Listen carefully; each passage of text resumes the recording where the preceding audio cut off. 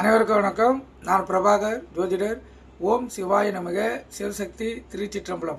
இப்போ என்ன சொல்ல போகிறேன்னா, பெண்களுக்கு இந்த மாங்கல்ய தோஷத்தை ஏற்படுத்தும் ஜாதக அமைப்பை சொல்கிறேன். தெரிஞ்சு வச்சுங்க, விழிப்புணோடு இருக்கலாம். ஏன்னா நிறைய பேர் இதெல்லாம் அறியாமல் தன்னுடைய வாழ்க்கையை இழந்துடுறாங்க.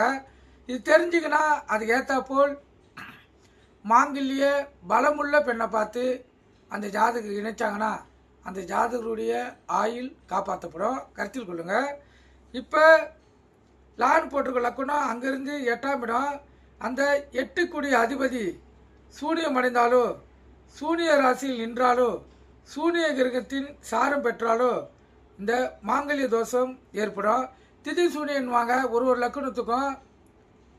இப்போ அமாவாசை பௌர்ணமிக்கு திதி சூனியம் கிடையாது. கருத்தில் கொள்ளுங்கள். அவங்களுக்கு இதை பார்க்க வேண்டியதில்லை. ஆனால்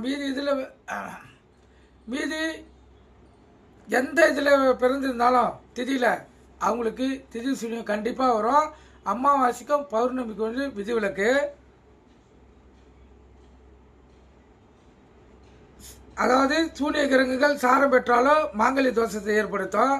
அதே போல் 8 நீசம் பெற்றாலோ, அஸ்தங்க தோஷம் பெற்றாலோ, 6 சேர்ந்தாலோ, 6 சாரம் பெற்றாலோ, இல்லை 6 போய் அமர்ந்தாலும் அவங்களுக்கு மாங்கல்ய தோஷம் ஏற்படும்.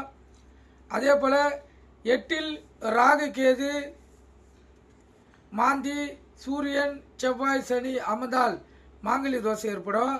8 ராகு கேது மாந்தி சூரியன் செவ்வாய் சனி ஆகிய சம்பந்தப்பட்டாலும் மாங்கல்ய தோஷம் ஏற்படும்.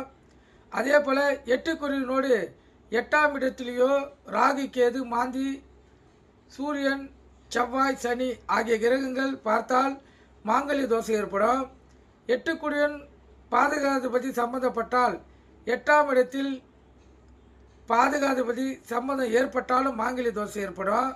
ரிஷப லக்னத்துக்கும் சிம்ம லக்னத்துக்கும் குரு சூனியம் அடைந்தாலோ, இல்லை மாந்தி ராகு கேது ஆகியவை சம்பந்தப்பட்டாலோ, அஸ்தங்க தோஷம் அடைந்தாலோ மாங்கல்ய தோஷம் ஏற்படும். நீசம் பெற்றால் மாங்கல்ய பலம் ஏற்படும். பலமான மாங்கல்ய தோஷத்தை ஏற்படுத்தும் கிரகங்கள் ராகு கேது மாந்தி ஆகிய 3 கிரகங்களும் தான் ஆகும். இவங்க எக்காரணத்தை கொண்டும் இந்த 8ஆம் இடத்தில் இருக்க கிரகத்தோட சம்பந்தப்படக்கூடாது. அப்படி சம்பந்தப்பட்டால் அது மாங்கல்ய தோஷத்தை ஏற்படுத்தும். இப்படிப்பட்ட பெண்கள் இருக்கிற ஜாதக அமைப்பு ஆயுள் பலமாக உள்ள ஆணை பார்த்து இணைக்கணும்.